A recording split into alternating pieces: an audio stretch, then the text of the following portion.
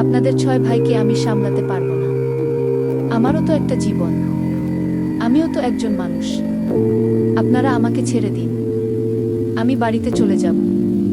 কিন্তু 6 জনের একজন বাদে সবাই একে একে আমার সাথে সারা রাত। আমার নাম শ্রীদেবী। একই বাড়ির 6 ভাইয়ের সঙ্গে যখন আমার নিজের বাবা মা আমার বিয়ে জোর জবরদস্তি করিয়ে দেয়, তারপর বাসর রাতের ভয়ে আমার কপাল থেকে চোখ দুটি ঝরে পড়ে যায়। আসলে কলেজ লাইফে আমি সুজয় নামের একটি ছেলেকে ভালোবেসেছিলাম। সেও আমাকে অনেক ভালোবাসে। আমি তার প্রেমে এতটাই পাগল ছিলাম যে তার ব্যাপারে কোনো কিছু খোঁজখবর না নিয়ে আমি বাবা মাকে তার ব্যাপারে বলে দিই এবং বাবা মাকে এটাও জানাই বিয়ে করলে সুজয়কে করব। আমার বাবা মা এতে কোনো আপত্তি ছিল না, কারণ আমি তো অনেক বড় ঘরের ছেলে ছিলাম।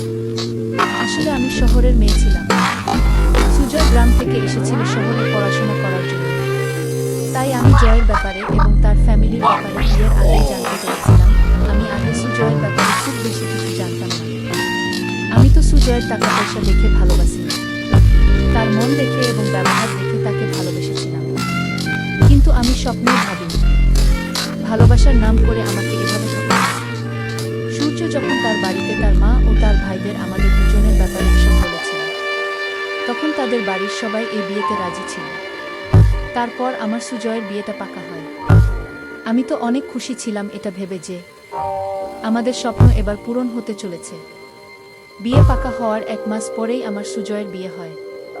আমার শাশুড়ি ও ভাসুর বিয়ের আগে আমার বাবা মাকে বলে গিয়েছিল তারা কোনো অনুষ্ঠান করবেন না, খুব নর্মাল ভাবে বিয়েটা করবে। আমার বাবা মায়ের এতে কোনো আপত্তি ছিল না। বিয়ের দিন তো আমি খুব খুশি ছিলাম, কারণ আমার বিয়ে আমার পছন্দের ছেলের সঙ্গেই হচ্ছে। তারপর আমি বিয়ের মণ্ডপে যাওয়া মাত্রই অজ্ঞান হয়ে পড়ে যাই, কারণ ওখানে গিয়ে আমি যখন জানতে পারি আমার বিয়ে সুজয়ের বাকি ভাইদের সঙ্গে হবে, মানে ওই পরিবারের একসঙ্গে 6 ভাইয়ের সঙ্গে আমার বিয়ে হবে। তারপর ওই অবস্থায় তারা 6 ভাই মিলে আমার সঙ্গে বিয়ে করে। আমার যখন জ্ঞান ফেরে তখন আমি দেখি একটা বিছানায় 6 ভাই মিলে আমাকে ঘিরে বসে আছে, তার মাঝে সুজয় বসেছিল। আমি তখন কাঁদতে শুরু করি। সুজয়কে বলি, এসব কি হচ্ছে? একটা মেয়ের বিয়ের 6 ভাইয়ের সঙ্গে কি করে হতে পারে? আমি এই বিয়ে মানি না, আমি এখনই বাবার বাড়ি চলে যাব। আমার এত কিছু বলার পরেও সুজয় কিছু বলেনি, সে চুপচাপ মাথা নিচু করে বসেছিল। আমি তখন বুঝতে পেরেছিলাম ও এসব ব্যাপারে মনে আছে। তারপর আমি যখন বিছানা থেকে বের যাই, ঠিক ওই সময় আমার শাশুড়ি এসে আমার হাত ধরে বলে, চুপচাপ ঘরে থাক, বেশি বাড়াবাড়ি একদম করবে না। সুজয় তো তোমাকে ভালোবাসি, তাই না? তাহলে আমি তোমাকে আমাদের গ্রামের এই প্রথার ব্যাপারে বলিনি। তোমার বিয়ে আমার 6 ছেলের সঙ্গে হয়েছে, আর এই বিয়ে তোমাকে মানতেই হবে। আমাদের এই গ্রামের প্রথা, একটা বাড়িতে যতগুলো ছেলে থাকবে তাদের স্ত্রী একজনই হবে, যাতে বাড়ির সুখ শান্তি বজায় থাকে এবং বাড়িতে যাতে কোনো ভাগ বাঁধা না থাকে। সেই জন্য আমাদের গ্রামে একটা বাড়িতে যতগুলি ছেলে থাকে তাদের বিয়ে একটা মেয়ের সঙ্গে হয়। আমারও বিয়ে বাড়ির 3 ভাইয়ের সঙ্গে হয়েছে। আমি তাদের 3 ভাইয়ের একটা স্ত্রী ছিলাম এবং আমার 3 বলে 5 ছেলে। আমি যেমন এই প্রথা মেনে এসেছি, ঠিক ওরকম ভাবে তোমাকে ওই প্রথা মেনে চলতে হবে। আমি শাশুড়ির হাতে পায়ে ধরে বলেছিলাম আমার সঙ্গে যাতে এরকম অন্যায় না করবেন না। আমার শাশুড়ি তখন বলে, তোমরা সবাই আমার সঙ্গে বাইরে চলো, শ্রীদেবীকে কিছুক্ষণ বিশ্রাম করতে দাও। আজ আমার বড় ছেলের সঙ্গে শ্রীদেবী রাত হবে। এইভাবে একে একে আমার ছেলের সঙ্গে শ্রীদেবীর বাসর রাত হবে। এই কথা বলে যখন আমার শাশুড়ি তার ছেলেদেরকে নিয়ে রুম থেকে বাইরে যায়, তারপরে তো আমার মাথায় যেন বাজ ভেঙে পড়ে, কারণ একটা মেয়ে কোনোদিনও 6 জন ছেলের সঙ্গে সংসার করতে পারে না। কারণ আমার মনের মধ্যে তো শুধু সুযোগ ছিল। আমি সুজয়কে মন থেকে ভালোবেসেছিলাম, কিন্তু ভাবতেও পারিনি সে আমাকে এভাবে সার্থক হবে। তারপর আমি তো মাথায় হাত দিয়ে কাঁদতে কাঁদতে এটাই ভাবি, আমার যখন এদের সঙ্গে বিয়ে হয়েছিল ওই মুহূর্তে আমার বাবা মা কোথায় ছিল? বাবা মা কি এই ব্যাপারে কিছুই জানে না? আমি তো মাথায় হাত দিয়ে এইসব চিন্তা করছিলাম আর ভাবছিলাম এখান থেকে কিভাবে পালানো যায়, কারণ এখান থেকে না পালাতে পারলে আমার জীবন নষ্ট হয়ে যাবে। তারপর আমি ভেবে নিয়েছিলাম যেমন করেই হোক আমাকে এখান থেকে পালিয়ে বাবা মায়ের কাছে যেতে হবে। তারপর আমি একটা উপায় খুঁজে বের করি। আমার রুমের মধ্যে জানালাটা ছিল, জানালা দিয়ে আমি পালিয়ে গিয়েছিলাম। পালিয়ে গিয়ে আমি বাবা মায়ের কাছে গিয়েছিলাম। ওখানে গিয়ে আমি বাবা মাকে বলেছিলাম আমার সঙ্গে এরকম হয়েছে। বাবা মা তখন চুপচাপ মাথা নিচু করে কাঁদছে। আমি তখন মাকে জিজ্ঞেস করি, তোমরা কি জানো আমার সঙ্গে কি হয়েছে? তোমরা ওই সময় কোথায় ছিলেন? তোমরা কিছু বলছো না কেন? মা তখন বলে, আমরা সব জানি। তোর সঙ্গে কি হয়েছে? আমি তখন মাকে বলি, সব জানার পরেও তোমরা চুপচাপ হাতে হাত দিয়ে বসে আছো কেন মা? আমি ওই বাড়িতে এক মুহূর্ত থাকতে পারবো না। তারা যদি আমার সঙ্গে কিছু বাড়াবাড়ি করে, তাহলে আমি পুলিশের কাছে গিয়ে তাদের নামে মামলা করব। আমার বাড়ি আসার 3-4 ঘন্টা পরেই দেখি আমার শ্বশুর বাড়ির লোক চলে এসেছে। আমার শাশুড়ি তার ছোট ছেলেকে নিয়ে আমাদের বাড়িতে চলে এসেছে এবং আমাকে নিয়ে যাওয়ার জন্য যখন তারা বলে, তখন আমি বাবাকে বলি, বাবা তুমি পুলিশকে ফোন দাও। কিন্তু বাবা তখনও মাথা নিচু করে চুপচাপ দাঁড়িয়েছে। আমি তখন কেঁদে বলি, বাবা তুমি ফোন করছো না কেন? তুমি তাড়াতাড়ি পুলিশকে ফোন দাও। আমার শাশুড়ি তখন হেসে বলে, তোমার বাবা কিছু করবে না। তোমার বাবা নিজের ইচ্ছায় সবকিছু জানা সত্ত্বেও তোমার বিয়ে আমার 6 ছেলের সঙ্গে দিয়েছে। বিয়ের আগে তোমার বাবার সঙ্গে একটা চুক্তি হয়েছিল, যেটার ব্যাপারে তুমি জানতে না। তোমার বাবাকে যখন বলেছিলাম তোমার বিয়ে শুধু সুজয়ের সঙ্গে নয়, আমার 6 ছেলের সঙ্গেই হবে, এটা শুনে তোমার বাবা মা এই বিয়েতে রাজি হয়নি।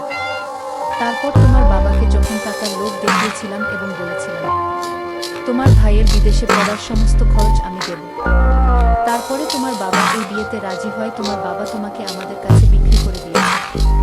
তোমার ভাইয়ের ভালো ভবিষ্যতের জন্য। আমার শাশুড়ির মুখ থেকে সব কথা শুনে তো আমি জ্যান্ত লাশ হয়ে যাই, কারণ বাবা মা আমার সঙ্গে এরকম কিভাবে করতে পারে? তারা ভাইয়ের ভালো ভবিষ্যতের জন্য আমাকে এদের কাছে বিক্রি করে দেয়। বাবার আর্থিক অবস্থা খুব একটা ভালো ছিল না। আমাদের বাড়িরও লোন চলছিল। আমাদের বাড়িটাও আর নিজস্ব ছিল না। আমি জানতাম বাবা বাধ্য হয়ে এসব করেছে, কিন্তু তা সত্ত্বেও তারা একবারও আমার ভবিষ্যতের ব্যাপারে ভাবেনি। এসব কিছু জানার পরেও আমি যখন তাদের সঙ্গে শ্বশুর বাড়ি যেতে রাজি হইনি, তখন আমার শাশুড়ি আমার বাবাকে আঙুল দেখিয়ে বলে, আপনার মেয়ে শ্বশুর বাড়ি যাবে না, তাহলে আপনি এক্ষুনি আমাকে সমস্ত টাকা পয়সা ফেরত দিন। আর যদি ফেরত দিতে না পারেন, তাহলে আপনার মেয়েকে ভালোভাবে বুঝিয়ে বলুন, যাতে ও চুপচাপ আমাদের সঙ্গে চলে যায়। বাবা তখন কাঁদতে কাঁদতে আমার সামনে হাত জোর করে দাঁড়ায়।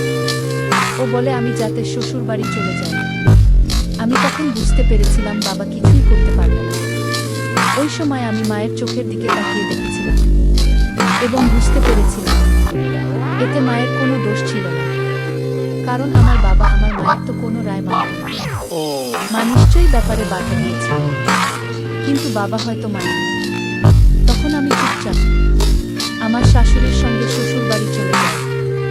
শ্বশুর বাড়ি আসার পরে সেদিন না চাইতেও সুজয়ের বড় দাদার সঙ্গে আমার প্রথম রাত হয়। সুজয়ের বড় দাদা যখন আমার রুমে এসেছিল, তখন আমি তাকে হাত জোড় করে বলেছিলাম যাতে উনি আমার সঙ্গে কোনো রকম না করেন। কিন্তু উনি রুমে ঢোকা মাত্রই বলেছিলেন আজ আমার সাথে ওনার রাত এবং উনি নিজের মুখ খারাপ করতে চান না। উনি নিজের মিটিয়ে রুম থেকে চলে যান। তারপরের দিন সুজয়ের পালা ছিল। ভেবেছিলাম সুজয়ের সঙ্গে যখন সময় কাটাব, তখন তাকে বোঝানোর চেষ্টা করব। সেদিন যখন সুজয়ের সঙ্গে আমার বাসর রাত ছিল, তখন আমি খুব খুশি ছিলাম এবং ভেবেছিলাম আজ সুজয়কে বলে সব কিছু ঠিকঠাক করে নেব। সেদিন যখন রাতের বেলা সুজয় আসে, তখন আমি তাকে বলেছিলাম এই বাড়ির ছেলে আমরা দুজন কোথাও চলে যাব এবং সেখানে গিয়ে সংসার করব। তাহলে তো এইসব প্রথা আর আমাদের মানতে হবে না। কিন্তু সুজয় পরিষ্কার ভাষায় বলেছিল, সে বলেছিল আমি এই প্রথার যথেষ্ট সম্মান করি এবং আমার মায়ের কোনো কথার অমান্য করতে পারব না।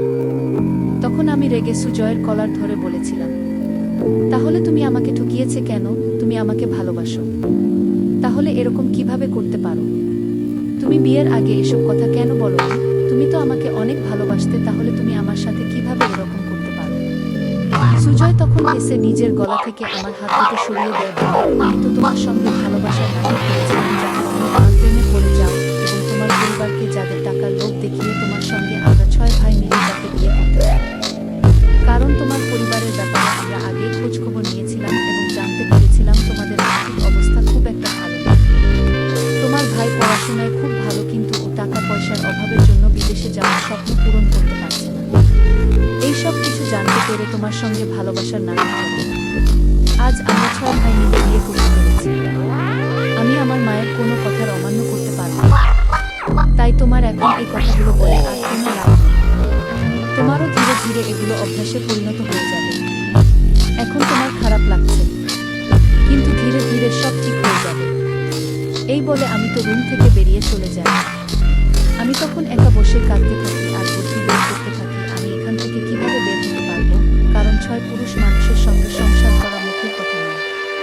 তারপরের দিন সকালবেলা আমার শাশুড়ি বলে, বৌমা, তোমাকে আমার চোখে ছেলের পছন্দ অপছন্দের খেয়াল রাখতে হবে। তুমি যে শুধু একজনকে বেশি ভালোবাসা দেবে সেটা করলে হবে না।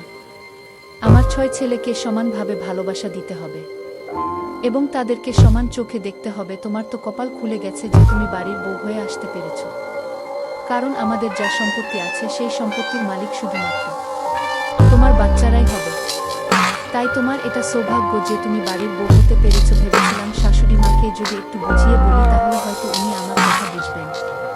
তখন আমি ওনার হাতে পায়ে ধরে বলেছিলাম, আমার সাথে এরকম করবেন না, আমাকে এখান থেকে যেতে দিন, এরকম ভাবে আমি বাঁচতে পারবো না।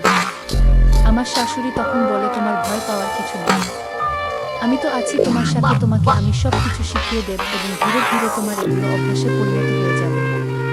উনি তো আমার কোনো কথা শুনতে রাজি হননি। সেদিন আমি লুকিয়ে আমার শাশুড়ি ও তার ছেলেদের কথা শুনেছিলাম। আমার শাশুড়ির 6 ছেলে তাদের মাকে নিয়ে ঘরের ভেতরে কিছু কথা বলেছে। সেই সময় আমার শাশুড়ির মেজ ছেলে মানে সাজি তার মাকে বলছিল, মা, শ্রীদেবী তো সুজয়কে ভালোবাসে, আর আজকের শ্রীদেবীর সাথে আমার বাসর রাত আছে। ওই মেয়েটার সাথে এত অত্যাচার করা উচিত, কিভাবে আমাদের 6 ভাইকে সামলাবে? ঠিক ওই সময় সুজয় ও তার বড় দাদাকে বলে, এত কষ্ট করে মেয়েটাকে বউ বানিয়ে নিয়ে আসতে পেরেছি, আর তুই সব কিছু নষ্ট করে দিতে চাইছিস। আমাদের গ্রামে এই প্রথা অনেক আগে থেকেই সবাই মেনে নিয়েছে, তাই আমরাও এই প্রথম মেনে চলুক, তোকে ভালো লাগুক আর না লাগুক তোকে এগুলো মেনে চলতেই হবে। তখন আমার শাশুড়ি সাজিদের মাথায় হাত দিয়ে বলে, ধীরে ধীরে সব কিছু ঠিক হয়ে যাবে, তাই এসব নিয়ে আর বেশি মাথা ঘামাতে হবে না। এবার তোমরা সবাই নিজের নিজের কাজে যাও।